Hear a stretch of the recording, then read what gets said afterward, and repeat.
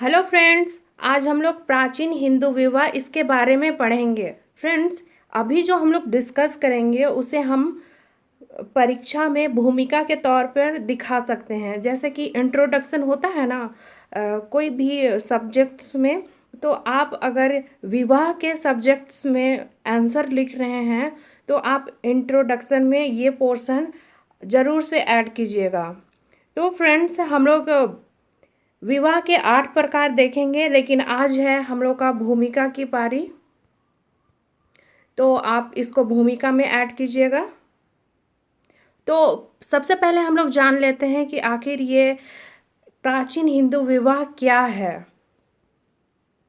विवाह प्राचीन हिंदू समाज का सर्वाधिक महत्वपूर्ण संस्कार है, जिसकी महत्ता आज भी विद्यमान है। गृहस्थाश्रम का प्रारंभ इसी संस्कार से होता है। यहाँ पर बताया जा रहा है कि विवाह जो है हिंदू समाज का सबसे इम्पॉर्टेंट, सबसे महत्वपूर्ण संस्कार है। और विवाह हमारे जो विवाह है, जैसे हिंदुओं में होता है ना 16 संस्कार, तो विवाह जो है वो 15th में आता है। तो हम लोग इसमें देख रहे हैं विवाह की भूमिका। तो इस लाइन में बताया जा रहा है कि प्राचीन हिंदू समाज का सबसे इम्पोर्टेंट था संस्कार, सबसे इम्पोर्टेंट, सबसे महत्वपूर्ण संस्कार विवाह था। हिंदुओं का महत्वपूर्ण संस्कार विवाह था। और इसका जो 16 संस्कार में इसका स्थान है 15। 16वां है अंत्येष्टि, मतलब कि जो मृत्यु हो जाती है उसके बाद श्राद्ध जैसे जो कार्यक्रम होते हैं वो लास्ट वाला होता है। 16 संस्कार में सबसे अंतिम अंत्येष्टि है। उससे जस्ट पहले विवाह वाला, मतलब कि ये 15th में आता है। विवाह का शाब्दिक अर्थ है वधू को वर के घर ले जाना या पहुंचाना। फ्रेंड्स, हम लोग को आज भी देखते हैं कि जो दुल्हन होती है उसे वर के घर, मतलब दूल्हा के घर ले जाया जाता है। तो यहाँ पे वधू कन्या के लिए यूज हो रहा है और ये वर लड़का के लिए यूज हो रहा है। तो आप इसमें देख रहे हैं विवाह का शाब्दिक अर्थ, मतलब कि विवाह का जो अर्थ है उसका माने, उसका मतलब यही होता है कि वधू को वर के घर ले जाना या पहुंचाना। फ्रेंड्स, हम लोग यहाँ पे बात कर रहे हैं प्राचीन हिंदू समाज। तो हिंदू समाज में जो विवाह का जो अर्थ था वो है वधू को वर के घर ले जाना या पहुंचाना। हिंदू समाज में इसे एक पवित्र धार्मिक संस्था के रूप में मान्यता दी गई है, जिसका उद्देश्य पति और पत्नी के सहयोग से विभिन्न पुरुषार्थों को पूरा करना था। यहाँ पर बताया जा रहा है कि हिंदू समाज में इसे, मतलब कि विवाह को पवित्र धार्मिक संस्था के रूप में मान्यता दी गई है, मतलब विवाह को पवित्र माना गया है, जिसका उद्देश्य पति और पत्नी के सहयोग से विभिन्न पुरुषार्थों को पूरा करना है। पुरुषार्थ यहाँ पे हम लोग देखते हैं कि पुरुषार्थ जिसमें 4 आते हैं। एक होता है धर्म, अर्थ, काम और मोक्ष। तो फ्रेंड्स, हम लोग जानते हैं कि अर्थ कमाने के लिए भी घर में किसी का होना बहुत ज़रूरी है। तो यहाँ पर बताया जा रहा है पति और पत्नी के सहयोग से विभिन्न पुरुषार्थों को पूरा करना, मतलब जितने भी ये 4 पुरुषार्थ हैं, धर्म, अर्थ, काम और मोक्ष, तो इन सारे को पूरा करने के लिए पत्नी का साथ होना बहुत ज़रूरी है, ताकि घर अच्छा से संभल सके और पुरुष जो हैं वो इन सारे काम को बाहर जाके कर सकें, मतलब कि धर्म का काम भी कर सके, अर्थ का काम भी कर सके और कुछ बहुत काम भी कर सके, और मोक्ष तो सबको करना ही होता है। तो ये पुरुषार्थों को पूरा करना, इसमें पति और पत्नी का सहयोग आवश्यक माना गया है। इसे एक यज्ञ माना गया, जिसे ना करने वाला यज्ञ रहित होता था। मतलब कि जो विवाह है उसे एक यज्ञ माना गया और इसे जो नहीं करता था उसे यज्ञ रहित कहा जाता था। मतलब कि जैसे कि हम लोग देखते हैं कि पूजा संस्कार होते हैं, यज्ञ होते हैं, तो उसी का एक पार्ट माना गया है, मतलब विवाह को भी एक यज्ञ माना गया है। और जो विवाह नहीं कर रहा है उसे यज्ञ रहित माना गया है, मतलब उसने कोई यज्ञ ही नहीं किया। हिंदू धारणा में अकेले व्यक्ति का जीवन एकांगी है तथा वह पूर्ण तभी होता है जब पत्नी का सहयोग उसे प्राप्त हो। यहाँ पर बताया जा रहा है कि जो हिंदू धारणा है, हम लोग देख रहे हैं प्राचीन हिंदू विवाह, तो इसमें हिंदुओं की जो धारणा है, अकेले व्यक्ति मतलब कोई भी अकेला व्यक्ति का जीवन एकांगी मतलब एक अंग होता है, मतलब कोई नीरस, उसे नीरस माना जा रहा है तथा वह तभी पूर्ण होता है, मतलब कि एक नीरस जिंदगी तभी पूर्ण होता है जब पत्नी का सहयोग उसे प्राप्त हो, मतलब किसी पुरुष को पत्नी का सहयोग प्राप्त हो। जब समाज में 3 ऋणों का सिद्धांत लोकप्रिय हुआ तब विवाह संस्कार को और अधिक मान्यता एवं पवित्रता प्राप्त हुई, क्योंकि बिना इसके व्यक्ति पितृ ऋण से मुक्त नहीं हो सकता था।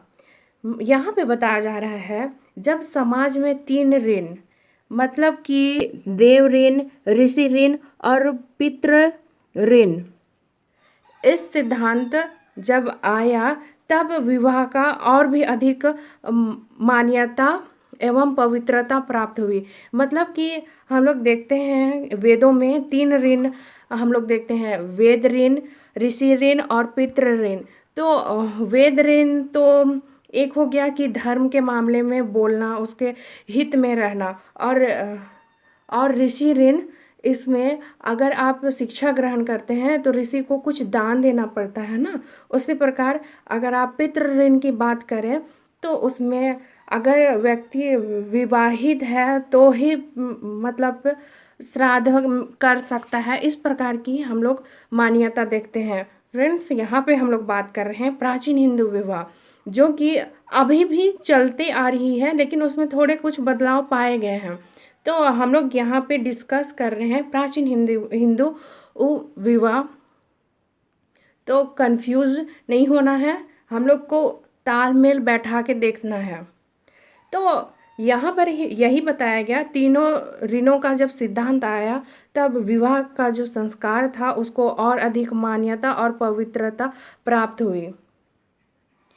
और यहाँ पर बताया जा रहा है, यहाँ पे वही बात बताया जा रहा है कि अगर कोई भी पुरुष शादीशुदा या विवाह ना करे तो वो पितृ ऋण मतलब अपने पिता का श्राद्ध करने में वो मतलब शामिल नहीं होगा। इस प्रकार की कुछ मान्यता थी। पाश्चात्य संस्कृतियों में विवाह को जहाँ एक संविदा कॉन्ट्रैक्ट मात्र माना जाता है, यहाँ हिंदू संस्कृति में इसे कभी भी समाप्त ना होने वाली संस्था माना गया। यहाँ पर बताया जा रहा है कि पाश्चात्य संस्कृति मतलब कि हम लोग यूरोपीय देशों की बात करें, अमेरिका, ब्रिटेन, फ्रांस, जर्मनी, इन सारी देशों की बात करें, तो यहाँ पे एक विवाह जो है ना, एक कॉन्ट्रैक्ट है। मतलब जो होता है ना कोर्ट मैरिज, कि हाँ अगर दस्तखत हो गए तो दोनों का शादी हुआ, कोर्ट मानने का मतलब कि वहाँ के जितने भी पढ़े लिखे हैं या फिर जो भी उच्च व्यक्ति हैं और ऊंचे पद पे हैं, वो ये मानते हैं कि हाँ अगर वो साइन दस्तखत हो गए हैं तो वो उनका शादी हो गया है। लेकिन यहाँ पे हम लोग ये देख रहे हैं प्राचीन हिंदू विवाह में कि यहाँ पे ऐसा मतलब ऐसा कोई मान्यता नहीं था कि हम लोग साइन कर देंगे और हो जाएगा शादी। यहाँ पे अलग है मान्यता। यहाँ पे कहा जा रहा है कि इसे मतलब विवाह को कभी ना समाप्त होने वाली संस्था माना गया है। मतलब 7 जन्म वाले जो कस्में होती है वो माना गया है कि एक ही जन्म में हम लोग बस साइन करेंगे और ख़त्म हो जाएगा अगर हम लोग डिवोर्स ले लेते हैं। तो ऐसा मान्यता नहीं था यहाँ पे 7 जन्म वाला मान्यता था और अभी भी चलते आ रहा है। कहीं कहीं पर अभी भी थोड़ा बहुत ऊंच नीच हो जाता है, लेकिन उसे हम लोग दरकिनार करके देखें तो कुछ बहुत हमें वैसा ही प्रतीत होता है, वैसे ही देखने को मिलता है जो प्राचीन काल में था। यूनिक्स मतलब कि अपवाद सभी जगह पाए गए हैं, तो इसके लिए कोई चिंता या फिर कोई फिक्र करने की कोई ज़रूरत नहीं है। इसके माध्यम से व्यक्ति अपना तथा साथ ही साथ समाज का भी पूर्ण एवं समय विकास करता है। मतलब कि विवाह से व्यक्ति अपना और साथ ही साथ मतलब कि अपना तो कर ही रहा है, लेकिन समाज का भी पूर्ण एवं समुदाय सम्यक मतलब समुदाय का विकास करता है। मतलब यहाँ पे यही बताया जा रहा है कि विवाह से अपना भी विकास होता है, समाज का भी विकास होता है और एक समुदाय का भी विकास होता है। इसी प्रकार विवाह को एक अनिवार्य संस्कार बताया गया है, जिसे संपन्न करना प्रत्येक व्यक्ति के लिए धर्म और सामाजिक बाध्यता थी। मतलब कि सभी लोगों को विवाह करना एकदम अनिवार्य था। नहीं करेंगे तो अच्छा नहीं होगा, क्योंकि विवाह ही है जो मनुष्य के जो है ना पीढ़ी दर पीढ़ी निर्माण करती है, उनका विकास करती है। तो यहाँ पे धार्मिक और सामाजिक बाध्यता थी, मतलब कि धर्म के अनुसार भी ये करना जरूरी था और समाज को देखते हुए भी विवाह करना बहुत जरूरी था। सभी वर्गों के लिए इसे करना आवश्यक माना गया। याज्ञवल्क्य ने स्पष्टता लिखा है, ब्राह्मण क्षत्रिय वैश्य शूद्र। मतलब कि यहाँ पे